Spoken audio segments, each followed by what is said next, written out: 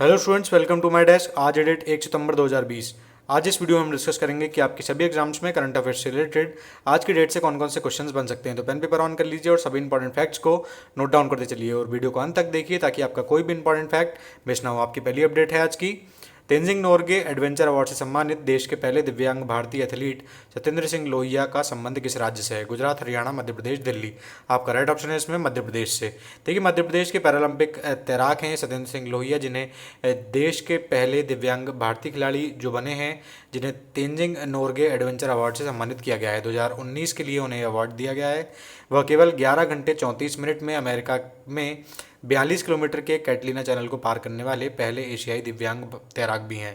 उन्हें विश्व दिव्यांग दिवस पर उपराष्ट्रपति वेंकैया नायडू के द्वारा सर्वश्रेष्ठ स्पोर्ट्समैन राष्ट्रीय पुरस्कार से भी सम्मानित किया गया था। उन्हें मध्य प्रदेश के सर्वोच्च खेल पुरस्कार के साथ साथ कई अन्य राष्ट्रीय और अंतर्राष्ट्रीय सम्मानों से भी नवाजा गया है।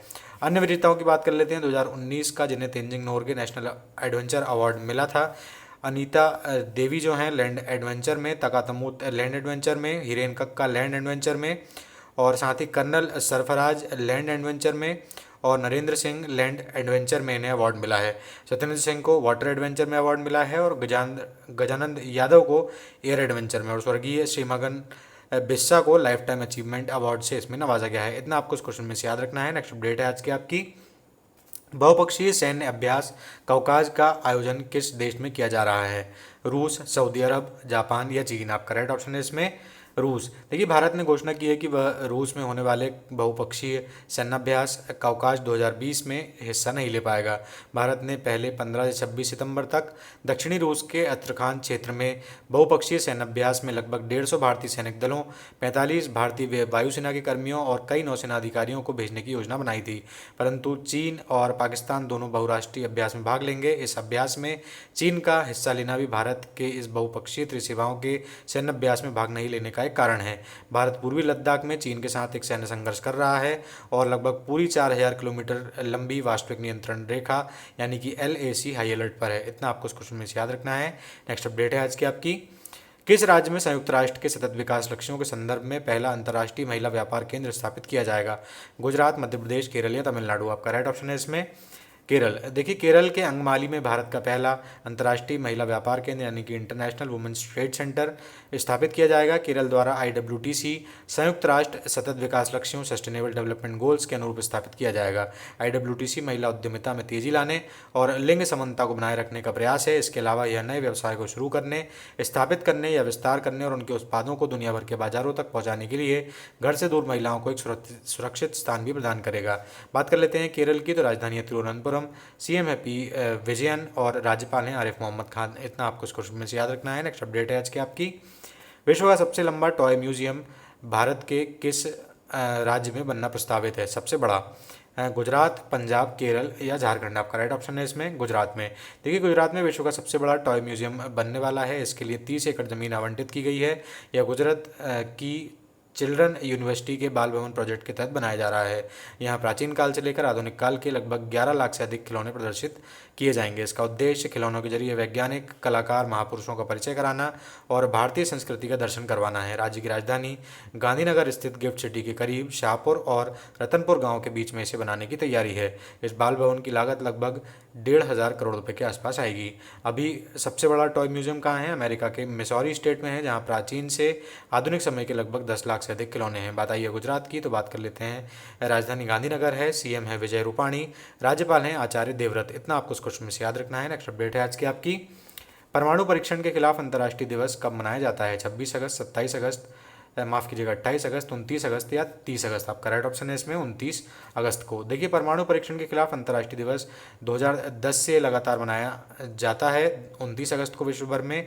इस दिन का उद्देश्य परमाणु हथियार परीक्षणों, विस्फोटों या अन्य किसी परमाणु विस्फोटों के प्रभाव के बारे में जागरूकता बढ़ाना और परमाणु हथियार मुक्त दुनिया के लक्ष्य को प्राप्त करने के साधनों के रूप में से एक के रूप में उनकी समाप्ति की आवश्यकता के प्रति जागरूकता करना है।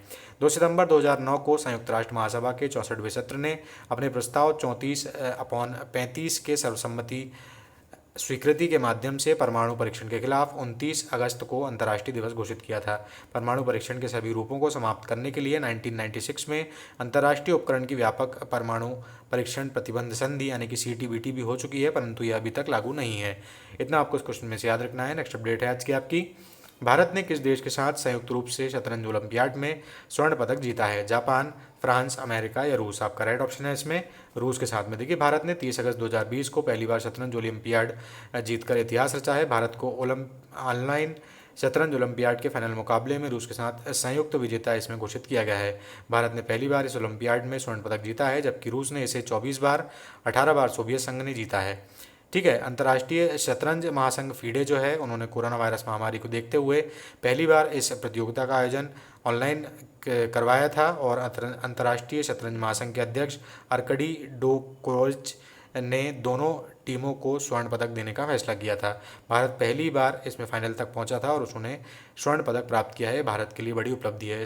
इतना आपको इस क्वेश्चन में से याद रखना है। नेक्स्ट अपडेट है आज की आपकी, बेंगलोर से सोलापुर तक चलाई जा रही रोरो ट्रेन का उद्घाटन किसने किया? BS येदियुरप्पा, नरेंद्र मोदी, पीयूष गोयल या वासवराज बोम्मई? आपका राइट ऑप्शन है इसमें BS येदियुरप्पा।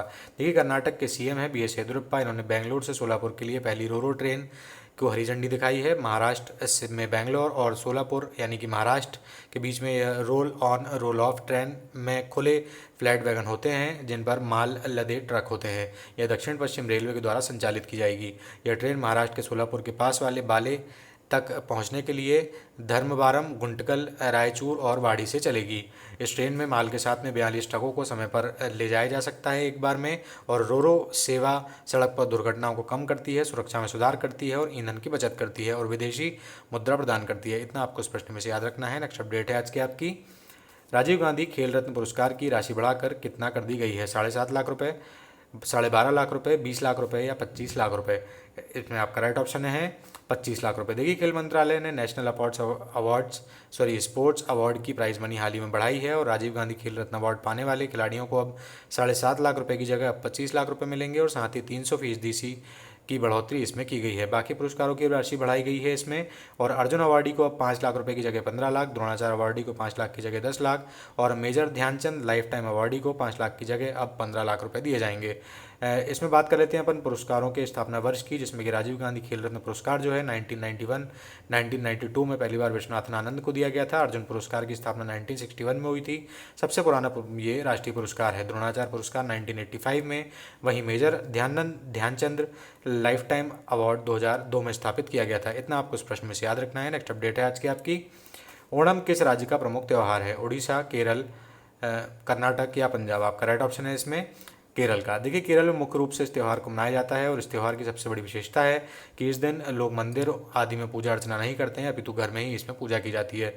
श्रावण मास की शुक्ल त्रयोदशी को मनाया जाने वाला यह त्यौहार को तिरुओणम भी कहा जाता है। इस पर्व के संदर्भ में कहा जाता है कि महाबली नाम से एक असुर राजा था केरल में और इसी के आदर में लोग इस ओणम को मनाते हैं। लोग इसे फसल और उपज के लिए भी मनाते हैं। ओणम 10 दिन के लिए मनाया जाता है और उस दौरान सर्प नौका दौड़ के साथ साथ कथकली नाच और गाना भी केरल में होता है। ओणम को लोग विशेषकर से इसकी नौका रेस के लिए जानते हैं। इस नौका दौड़ को वल्लमुकली कहते हैं। इतना आपको इस क्वेश्चन में से याद रखना है। नेक्स्ट अपडेट है आज की आपकी, फ्यूचर ग्रुप का अधिग्रहण हाल ही में किस कंपनी ने किया है? Mahindra group, Tata group, Reliance group या अडानी ग्रुप? आपका राइट ऑप्शन है इसमें रिलायंस ग्रुप ने। देखिए, Reliance ventures retail ventures limited ने 29 अगस्त 2020 को घोषणा की है कि वह फ्यूचर ग्रुप के खुदरा थोक व्यापार, रसद एवं गोदाम व्यवसाय का 24,713 करोड़ रुपये में अधिग्रहण कर रहा है। यह अधिग्रहण सेबी, CCI, NCLT शेयरधारकों, लेनदारों एवं अन्य अपेक्षित अनुमोदनों के अधीन हो रहा है। रिलायंस रिटेल की जो निदेशक हैं वो हैं ईशा अंबानी, इनको भी आप याद रखेंगे। और चलते हैं अब उस प्रश्न की ओर जो आपको कल दिया गया था सॉल्व करने के लिए। राष्ट्रीय खेल दिवस किस पूर्व खिलाड़ी की जयंती पर मनाया जाता है? मेजर ध्यानचंद, धनराज पिल्लई, अजीतपाल सिंह या जयपाल सिंह मुंडा? आपका राइट ऑप्शन था इसमें मेजर ध्यानचंद। देखिए, ध्यानचंद फील्ड हॉकी के भूतपूर्व खिलाड़ी और कप्तान थे। भारत एवं विश्व हॉकी के सर्वश्रेष्ठ खिलाड़ियों में उनकी गिनती होती है। ये 3 बार ओलंपिक में स्वर्ण पदक जीतने वाली भारतीय हॉकी टीम के सदस्य रहे। उन्हें हॉकी का जादूगर भी कहा जाता है।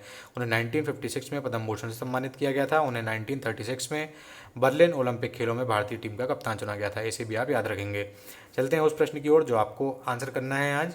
निषाद थरंगा किस देश की क्रिकेट टीम के खिलाड़ी थे जिन्होंने क्रिकेट से संन्यास की हाल ही में घोषणा की है? भारत, वेस्ट इंडीज़, न्यूजीलैंड और श्रीलंका। मैं दोस्तों आज आपसे फिर से एक बार कहूँगा कि जब भी आप आंसर अपना लिखा करें तो आप उसे जितना हो सके उतना डिटेल में लिखा करें कमेंट बॉक्स में, क्योंकि जब भी कोई चीज़ आप एक बार दोबारा कमेंट बॉक्स में लिख देते हैं तो दोबारा आप उसे फिर कभी भूलते नहीं हैं। आज की वीडियो में दोस्तों बस इतना ही। अगर आपको वीडियो पसंद आया तो आप उसे लाइक कर सकते हैं, अपने दोस्तों तक शेयर कर सकते हैं और चैनल को सब्सक्राइब करना बिल्कुल ना भूलें। धन्यवाद।